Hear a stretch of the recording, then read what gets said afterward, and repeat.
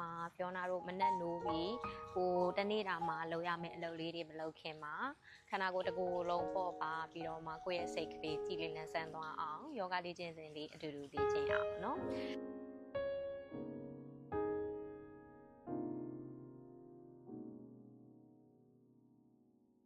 Namaste ပါ Fiona page ကနေပြန်လည်ကြိုဆိုလိုက်ပါတယ်ဒီနေ့မနက်ခင်းအဲ့တော့ကိုယ့်ရဲ့ဖြာလေးပေါ်မှာအရင်ဆုံးနေရာလေးယူပြီးတော့ရှူတာထုတ်တာလေးကိုယ့်ရဲ့အသက်ရှူတာလေးကိုအရင်ဆုံးအာရုံစိုက်ရအောင်ခြေထောက်လေးနှစ်ခုကိုရှင်ပြီးတော့မှထိုင်ရအောင်နော်ညာခြေထောက်လေးကအရှိမထားမယ်ဘယ်ဘက်ခြေထောက်လေးကစီးကုံအတွင်းထဲလေးကိုထည့်ထိုင်ရအောင်ခြေထောက်လေးနှစ်ခုရှေ့နောက်လေးရှင်ပြီးထိုင်မယ်ခါးလေးတွေကကြောလေးတွေခါးလေးတွေပြန်ဆန့်ပြီးထိုင်ရအောင်ပခုံးလေးတွေလျှော့ထားလိုက်မယ်နော်လက်လေးတွေကိုဒီကောင်းလေးပေါ်မှာတင်ကိုယ့်ရဲ့ဥကောင်းလေးတွေရှေ့ကိုတဲတဲလေးလှည့်ထားမယ်မျက်လုံးလေးမှိတ်ရအောင်ရှူသွင်းရှူထုတ်တာလေး9ချိန်အတူတူလုပ်ပါမယ်ရှူတဲ့ချိန်မှာနက်နက်ရှိုင်းရှိုင်းလေးရှူသွင်းရအောင်လေကိုရှူထုတ်ရင်ဖြည်းဖြည်းချင်းလေးရှူထုတ်မယ်။ပါးစပ်လေးပိတ်ထားမယ်နော်။နှာခေါင်းကနေပဲရှူသွင်းမယ်။နှာခေါင်းကနေပဲပြန်ထုတ်ရအောင်။နောက်တစ်ကြိမ်နက်နက်ရှိုင်းရှိုင်းလေးရှူသွင်းပါမယ်။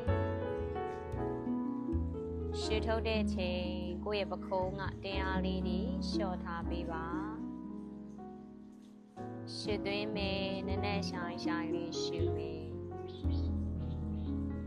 ရှူထုတ်ရအောင်ဖြည်းဖြည်းချင်းလေးကုန်အောင်ရှူထုတ်ပေးပါနောက်ဆုံးတစ်ကြိမ်နက်နက်ရှိုင်းရှိုင်းလေးရှူသွင်းမယ်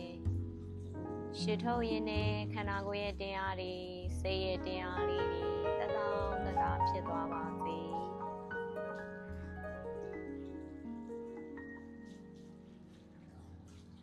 မျက်လုံးလေးတွေပြန်ဖွင့်ရအောင် Namaste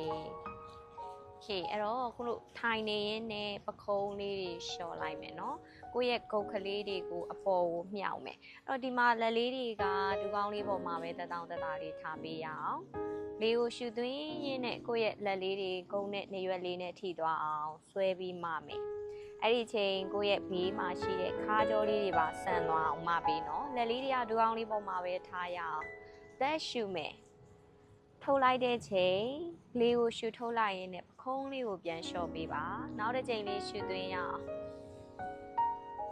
ရှူထုတ်လိုက်ရင်းနဲ့ပခုံးလေးပြန်လျှော့မယ်နောက်တစ်ချိန်လေးရှူသွင်းရအောင်ရှူထုတ်ရင်းနဲ့ပခုံးလေးပြန်လျှော့မယ် relax okay ကိုယ့်ရဲ့ညာဘက်လက်လေးဘေးမှာချမယ်ဘယ်ဘက်လက်လေးရှူသွင်းပြီးတော့ခါဆန့်ပြီးမြောက်ရအောင်လက်ဖွားလေးကဒီမှာကိုယ့်ရဲ့ညာဘက်လေးမှာသေချာလေးချထားပေးနော်ကိုရသလောက်လေးညာဘက်လက်လေးဖြည်းဖြည်းချင်းလေးရွှေ့မယ်ရှူထုတ်ရင်းနဲ့လက်လေးကရွှေ့သွားမယ်ဖြည်းဖြည်းချင်းလေးရွှေ့သွားရအောင်ကိုရတဲ့နေရာလေးမှာပဲထိန်းထားမယ်မျက်နှာလေးတွေမျက်နှာကျက်လေးဘက်ကိုမော့ကြည့်ထားပြီးဘယ်ဘက်လက်လေးကအပေါ်ကိုဆန့်ထားပေးရအောင်ရှူသွင်းရှူထုတ်လေးလှုပ်ထားမယ်ရှူသွင်းပါမယ်ရှူထုတ်မယ်ဘယ်ဘက်ကခါကြောလေးတွေဆန့်ထုတ်ထားရအောင်နော်5 4 3 2 1ဘယ်လက်လေးချမယ်ခါးလေးတွေပြန်တည့်ရအောင်ဘယ်ဘက်လက်ဖွားလေးကဒီမှာဖြာလေးပေါ်မှာလက်လေးချရအောင်ရှူတဲ့ချိန်ညာလက်လေးညှောက်မယ်ကိုယ့်ရဲ့ညာဘက်လက်လေးဘယ်ဘက်ကိုစောင်းချမယ်အဲ့တော့အောက်မှာရှိနေတဲ့ကိုယ့်ရဲ့ဘယ်ဘက်လက်လေးကဖြည်းဖြည်းချင်းလေးရွှေ့နော်ကိုရသလောက်လေးထိရွှေ့ကိုယ့်ရဲ့ခန္ဓာကိုယ်လေးကညာဘက်ကခါးကြောလေးတွေဆန့်ထုတ်ထားမယ်မျက်နှာလေးတွေမျက်နှာချက်လေးဘက်ကိုမော့ကြည့်ပါဦးရင်ဘက်လေးရာသလောက်လေးရှေ့ကိုတွန်းထုတ်ထားပေးနော်ရှူသွင်းရှူထုတ်လေးလုပ်1 2တက်လေးပုံမှန်လေးရှူထားပြီး4 5ညာလက်လေးပြန်ချမယ်ကိုယ့်ရဲ့ခန္ဓာကိုယ်လေးပေါ်မှာလက်လေးနှစ်ခုအရင်ဆုံးဒူကောင်းလေးပေါ်ပြန်တင်ထားပေးမယ်ခါးလေးတွေဆန့်ထားရအောင် okay ကိုယ့်ရဲ့ပခုံးလေးတွေရှော့ထားလိုက်မယ်နော်လက်လေးနှစ်ခုပတ်တာလေးရှက်မယ်အသက်ရှူမယ်ရွှေသွင်းနဲ့ကိုယ့်ရဲ့နောက်လေးပေါ်မှာလက်လေးတင်ရှူခါလေးကိုမက်လေးကိုရှူထုတ်မယ် okay ရှူသွင်းမယ်ခေါင်းလေးမို့မယ်လက်လေးတွေကဒီမှာကိုယ့်ရဲ့လက်ထောင်လေးအနောက်ကိုရသလောက်လေးပို့ထားရအောင်နော်အသက်ရှူပြီးတော့မှခေါင်းလေးမို့ကြည့်မယ်မျက်နှာချက်လေးဘက်ကိုမော့ထားပြီးကိုယ့်ရဲ့ပခုံးလေးတွေရှော့ထားမယ်ရှူထုတ်ရင်လက်လေးတွေကနှစ်ထင်ကဲကိုယ့်ရဲ့ခေါင်းလေးအောက်ကိုငုံချပေးအောင်ခေါင်းလေးငုံထားမယ်နော်မေးသီးနဲ့ရင်ဘက်လေးနဲ့ကရာသလောက်လေးကတ်ထားရအောင်ရှူရာထုတ်တာလေးပေါ်မှာအာယုံလေးစိုက်ထားပြီးကိုယ့်ရဲ့ပခုံးလေးတွေရှော့ထားမယ် 1 2 3 4 5ခေါင်းလေးပြန်မောမယ်လက်လေးတွေလျှော့ရအောင် relax okay ကိုယ့်ရဲ့ညာဘက်ခြေထောက်လေးအရှေ့ကိုဆန်ထုတ်လိုက်မယ်ကိုယ့်ရဲ့ညာဘက်ဒူကောင်းလေးဆက်ခြေဦးလေးတွေအပေါ်ကိုခြေဖနှောင်လေးကော်ထားပြီးနော်အသက်လေးရှူမယ်ခါလေးတွေမမက်လေးအရင်ဆုံးထိုင်မယ်ဘယ်ဘက်ခြေထောက်ကလေးကကိုယ့်ရဲ့စီးကုံနာလေးကတ်ထားပြီးနော်ခေခန္ဓာကိုယ်လေးတဲတဲလေးအရင်ထိုင်မယ်ဘယ်ဘက်လက်လေးအနောက်မှာကိုယ့်ရဲ့လက်ပွားလေးကြောပြင်အနောက်တင်မရဲ့အနောက်လေးမှာခြာရအောင်နော်သက်ရှူမယ်ခါလေးဆက်ကိုယ့်ရဲ့ညာဘက်ဒူကောင်းလေးကဒီမှာဆန့်ထားရင်လည်းညာဘက်ခြေဖနှောင်လေးကိုအားပြုမယ်ဘယ်ဘက်ဒူကောင်းလေးကိုအားပြုပြီးထားမယ်တခါတည်းညာလက်လေးမြောက်โอเคတင်မလေးကြွားပြီးတော့မှခန္ဓာကိုယ်လေးကရှေ့ထိရားသလောက်လေးကော့ပါအောင်လက်လေးတွေကအနောက်ထိလှန်ချမယ်နော်ရင်ဘက်လေးတွေဖွင့်ထားမယ်ရှူသွင်းရှူထုတ်လေး5ချိန်လောက်ရအောင်ထိန်းထားမယ်နော်1 2 3 4 5 okay လက်လေးကိုအောက်ကိုပြန်ချလိုက်မယ်တင်မလေးအောက်ကိုဖြည်းဖြည်းချင်းလေးပြန်ထိုင်ရအောင်ကိုယ့်ရဲ့ညာဘက်လက်လေးကအောက်မှာပဲချထားဘဲလက်လေးအပေါ်မြောက်အဲ့တော့ကိုယ့်ရဲ့ညာဘက်လက်လေးခြေထောက်ရဲ့အရှိမှာကိုယ်သက်တောင့်သက်သာဖြစ်သလိုလေးရှေ့ကိုထုတ်ထားပြီးခန္ဓာကိုယ်လေးကညာဘက်ကိုစောင်းချမယ်ဖြည်းဖြည်းချင်းလေးစောင်းကိုရအဲ့လောက်လေးထိစောင်းပါကိုယ့်ရဲ့မျက်နှာလေးရှေ့မှာလက်ဒီကျနေရသလောက်လေးအနောက်ကိုပြန်ပို့ပြီးပခုံးလေးတွေလျှော့ထားမယ်နော်ညာဘက်ပခုံးလေးလျှော့ရှူတာထုတ်တာလေးလုံးဝဲကိုကဒီမှာညာခြေထောက်ကိုမမီလဲကိစ္စနာမရှိဘူးเนาะကိုမီသလောက်လေးမှာပဲထိ2 3 4 5ခါလေးပြန်ဆန့်ပေးမယ်ဘယ်ဘက်လက်လေးအောက်ကိုပြန်ချမယ်နောက်တစ်ခေါက်လေးဘယ်လက်လေးအနောက်မှာပြန်ထောက်ပေးရအောင်လေးရှူပြီးညာလက်လေးမြောက်မယ်ဘယ်ဒူလေးထောက်တင်မလေးပြန်ကြွားပြီးတော့မှစီးကုံလေးတွေအရှေ့ကိုပြန်ကောခါလေးတွေအနောက်အထိလှမ်းပါအောင်ရင်ဘက်လေးတွေရှေ့ကိုတွန်းထုတ်ကြည့်ပါဦး။ခေါင်းလေးတွေကမောထားမယ်အသက်လေးရှူမယ်1 2 3 4 5 okay ဖြည်းဖြည်းချင်းလေးပြန်ထိုင်လိုက်မယ်။ကိုယ့်ရဲ့ညာဘက်လက်လေးခြေထောက်ရဲ့ရှေ့မှာထားမယ်အသက်လေးရှူပြီးဘယ်လက်လေးမြောက်မယ်။ညာဘက်လေးကိုထပ်ပြီးစောင်းချမယ်အဲ့တော့ကိုကဒီမှာညာခြေထောက်လေးကိုမှီတဲ့လူဆိုရင်တော့ကိုင်နော်မမှီလဲကိစ္စနာမရှိကိုရတဲ့လောက်လေးစောင်းချပြီးအဓိကကိုရဲ့ဘယ်ဘက်ကလက်လေးတွေကစမ်းထုတ်ပြီးတော့မှညာဘက်ခြေထောက်ဘက်ကိုဦးတည်ပြီးသွားရအောင်လက်လေးပုံမှန်လေးရှူထားမယ်1 2 3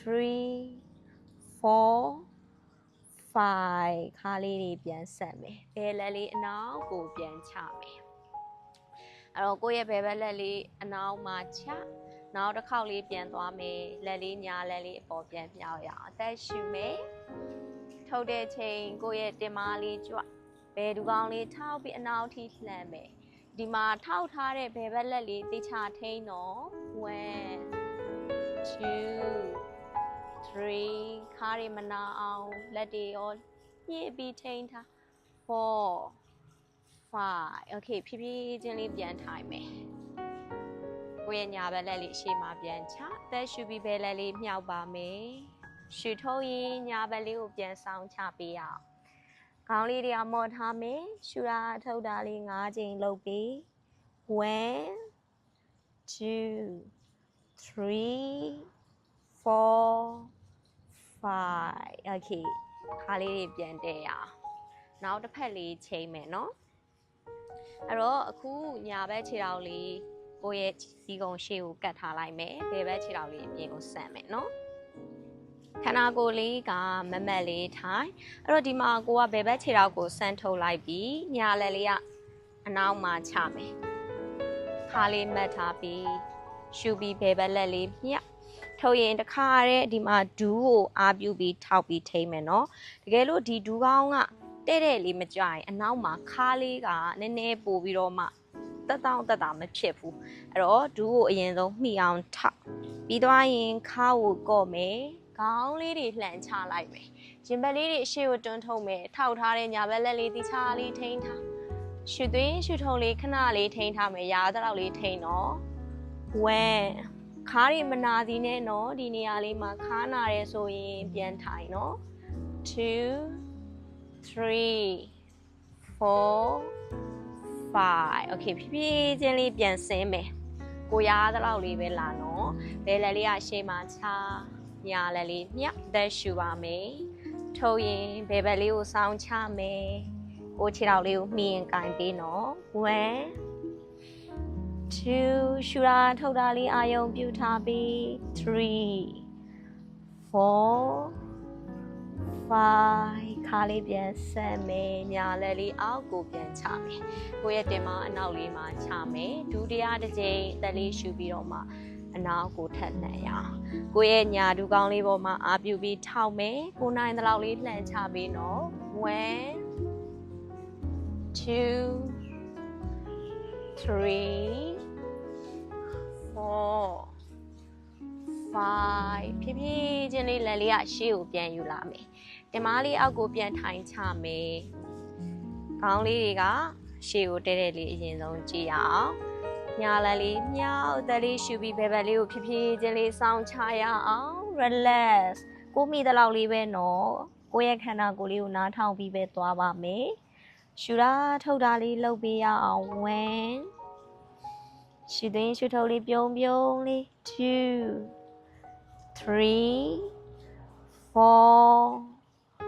5ခါလေးပြန်ဆက်မယ်နောက်ဆုံးတစ်ချိန်လေးပြန်သွားမယ်ကိုယ့်ရဲ့ညာဘက်လက်လေးအနောက်မှာထောက်မယ်အသက်လေးရှူပြီးဘယ်လက်လေးမြောက်ပါအောင်ရှူထုတ်တဲ့ချိန်ညာဒူးလေးထောက်ခါးတွေစီးကုံတွေအပေါ်ထိကော့ပြီးမှအနောက်ကိုရာသလောက်လေးလှန်ချမယ်လေးကိုပုံမှန်လေးရှူထားပေးရအောင်1 2 3 4 5ဖြည်းဖြည်းချင်းလေးပြန်ထိုင်အောင်တင်မလေးအရင်ဆုံးအောက်ကိုပြန်ချပြီးထိုင်မယ်ကိုယ့်ရဲ့ဘယ်ဘက်လက်လေးရှေ့မှာချမယ်ညာလက်လေးမြောက်မယ်နောက်ဆုံးတစ်ခေါက်လေးဘယ်ဘက်လေးကိုစောင်းချပြီးရှူသွင်းရှူထုတ်လေးလုပ်ပါဦး1ကိုမိတဲ့နေရာလေးမှာပဲထိန်းတော့ခြေထောက်ကိုမမိလဲကိစ္စနာမရှိပါဘူး2 3 4 5 relax okay လက်လေးတွေအောက်ကိုပြန်ချရအောင် okay ခြေထောက်လေးနှစ်ခုစုမယ်အဲ့တော့ကိုယ့်ရဲ့ခြေထောက်လေးနှစ်ခုကဒီမှာခြေပွားလေးပူပြီးတော့မှကိုယ့်ရဲ့စီးကုံသားလေးရသလောက်လေးဆွဲကဲရအောင်ခန္ဓာကိုယ်လေးခါလေးမမတ်လေးထိုင်ရအောင်အသက်ရှူပြီးလက်လေးတွေမြှောက်မယ်အဲ့တော့မြှောက်တဲ့ချိန်ကိုကလက်ကိုတက်နိုင်သလောက်လက်မောင်းနှရွက်နာလေးကတ်ထားပြီးနော်လက်တွေတဲတဲလေးရားသလောက်လေးကြိုးစားပြီးမြှောက်မယ်ဘိုက်လေးတွေဆွဲရှက်ထားမယ်ခါလေးတွေကြောလေးတွေဆန့်ထုတ်ရအောင်လက်တွေအစုံထိမြှောက်ထားပြီးအသက်လေးရှူပါအောင်နောက်တစ်ချိန်ရှူထုတ်တဲ့ချိန်ကြမှာခန္ဓာကိုယ်ကအရှိကိုဖြည်းဖြည်းချင်းဆင်းမယ်ကိုယ့်ရဲ့လက်လေးတွေမှီတဲ့နေရာလေးမှာချလိုက်ပါပြီးသွားရင်ကိုယ့်ရဲ့လက်ဖွားလေးတလှမ်းချင်းအရှိထိရှော့ထုတ်မယ်ရာသလောက်လေးသွားမယ်နော်ကိုယ်ခန္ဓာကိုယ်လေးနားထောင်ပြီးသွားကြည့်မယ်ရာသလောက်လေးထိဆင်းလာမယ်ခေါင်းလေးတွေရရင်ချပေးရအောင်ရှူသွင်းရှူထုတ်လေးလုပ်ပေးရအောင်1 2 3 4 5ခေါင်းလေးပြန်ကြွမယ်အဲ့တော့အခုဖီယောနာလိုကိုကအောက်ထိမကျနိုင်ဘူးလက်လေးတွေဒီလောက်မှပဲထိန်းထားလဲ it's okay เนาะရပါတယ်ကိုယ့်ရဲ့ခန္ဓာကိုယ် လေးကျင်နဲ့မှပို့ပြီးတော့မှရလာလိမ့်မယ်ကိုယ့်ရဲ့လက်တွေကရှေ့ထိကိုအဆုံးထိသွားနိုင်တဲ့လောက်လေးပဲသွားပေးရအောင်ဒီခြေထောက်လေးနှစ်ခုဒူးဆန့်လိုက်မယ်အဲ့တော့ခန္ဓာကိုယ်လေးကိုတန်နိုင်သလောက်မမတ်လေးပြန်ထိုင်မယ်အဓိကကဒီနေရာမှာဒူးဆန့်လိုက်တဲ့ချိန်ခါးလေးတွေကကုန်းသွားတတ်တယ်နော်ခါးလေးတွေပြန်မှတ်ပြီးနော်ခြေထောက်လေးနှစ်ခုဆန့်ထားမယ်လက်လေးတွေရှူပြီးတော့မှဘေးကနေပေါ်ထိပြန်မြောက်ပါမယ်အသက်လေးရှူရအောင်ရှူထုတ်မယ်ကိုယ့်ရဲ့ခြေထောက်လေးဘေးမှာလက်လေးတွေချအဲ့တော့ကိုယ့်ရဲ့လက်ဖွားလေးတွေကဖြည်းဖြည်းချင်းလေးတလှမ်းချင်းရှောက်ကြည့်မယ်ကိုရသလောက်လေးထိသွားမယ်ရသလောက်လေးထိသွားပါရသလောက်လေးထိတရောင်လေးတွေရတဲ့လူကချပေးနော်ခေါင်းလေးတွေငုံထားမယ်ကိုယ့်ရဲ့လက်ဖွားလေးတွေရှေ့ထိတွန်းထုတ်ရှူတာထုတ်တာလေးလုပ်ရအောင်5 4 3 2 1 okay ဖြည်းဖြည်းချင်းလေးအနောက်ကိုပြန်လာမယ် okay ခြေထောက်လေးတွေအနောက်ကိုပြန်ဆုပ်ပြီးထိုင်ရအောင်ဒီကနေလေးဘက်လေးထောက်ရအောင်เนาะအားလုံးတေးပဲတော့လေးသွားကြမယ်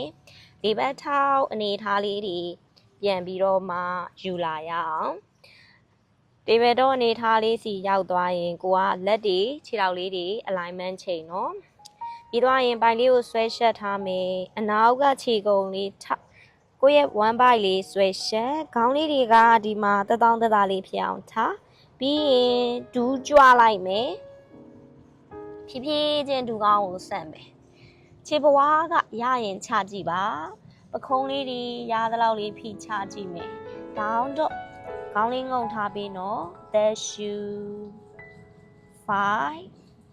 ခြေဘဝတွေကတကယ်လို့ကိုကခြေဘဝမကြဘူးကိစ္စနာမရှိဘူးခြေထောက်လေးကိုကိုရသလောက်လေးခြေပနှောင်လေးထားဒူးလေးတွေလည်းဆန့်နိုင်သလောက်လေးဆန့်ပြီးနော်4 5 second လေးပဲ3 2 1 okay ခေါင်းလေးပြန်မော့မယ်ပခုံးလေးတွေရှေ့ကိုဖြည်းဖြည်းချင်းလေးလာမယ်ပြီးသွားရင်ညာခြေထောက်လေးကိုယ့်ရဲ့လက်နှစ်ခုကြားကိုရအောင်ထည့်ပေးပါအဓိကခြေဖနှောင်းကလက်ဖနှောင်းလေးနဲ့တန်းတန်းလေးဖြစ်အောင်သွားပေးမယ်နော်ရောက်သွားရင်အနောက်မှာဘယ်ဒူးလေးချမယ်โอเคပြီးရင်တင်မားလေးကဒီမှာဖြည်းဖြည်းချင်းလေးအောက်ကိုထိုင်ချလိုက်မယ်ဒါသလောက်လေးမှာထိန်းထားမယ်ခေါင်းလေးတွေမောရအောင်လက်လေးတွေကဖြာပေါ်မှာပဲထောက်ပြီးထိန်းထားတက်ရှူမယ်โอเคရှူသွင်းရှူထုတ်လေးလုပ်ပါ1 2 3 4 5ပြီးရင်အနောက်ကိုပြန်ပြီးတော့မှတင်မားလေးပြန်ကြွမယ်လက်ကလေးတွေအောက်ကိုပြန်ထောက်ရအောင်ကိုယ့်ရဲ့ဘယ်ဘက်ဒူးကောင်းလေးထောက်ထားတာလေးအနောက်မှာဘယ်ခြေကုံလေးအရင်ဆုံးထောက်ဒူးလေးကိုပြန်ဆန့်လိုက်မယ်ခေါင်းလေးတွေငုံထားပြီးထိန်းထားမယ်သက်ရှူပါမယ်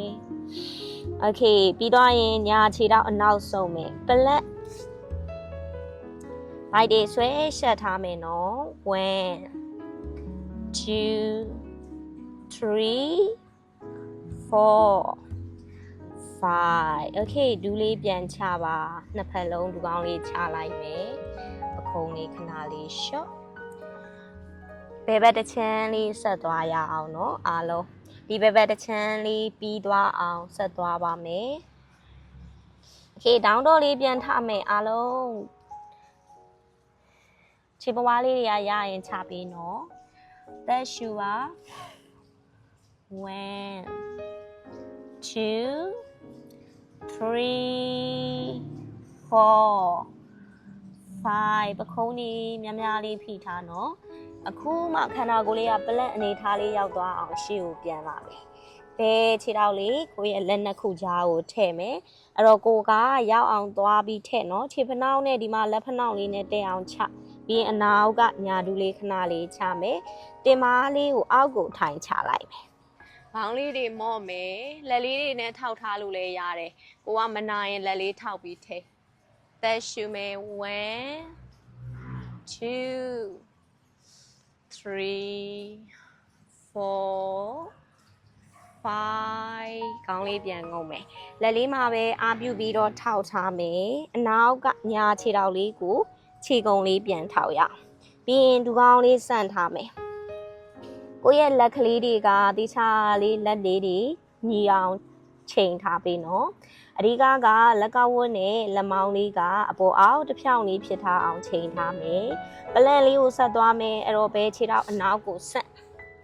ထိန်းထားပေးပါဦး5 second လေးပဲ1ဟုတ်တယ်တော်တယ်ထိန်းထားမယ်နော်နောက်ဆုံးတစ်ချိန်လေးဒါလေးက2 3 4 5ဒူးကောင်းနှစ်ဖက်လုံးချမယ်โอเคပခုံးလေးတွေလျှော့ပြီးတော့မှနားလိုက်မယ်ချိုင်း pose လေးစီသွားရအောင်ပခုံးလေးလျှော့တထောင်တတာလေးနားမယ်โอเคလက်ကောက်ဝတ်လေးတွေဖြီမယ်နော်ပြီးရင်ကိုယ့်ရဲ့မျက်လုံးလေးမိတ်ထားမယ်တလေးပုံမှန်လေးရှူတာထုတ်တာလေးအာယုံစိုက်ထားပေးပါဒီမနက်ခင်းလေးမှာကိုယ့်ရဲ့ခန္ဓာကိုယ်လေးနဲ့အတူကိုယ့်ရဲ့စိတ်ကလေးအာရုံလေးတွေပြေဝသွားပြီ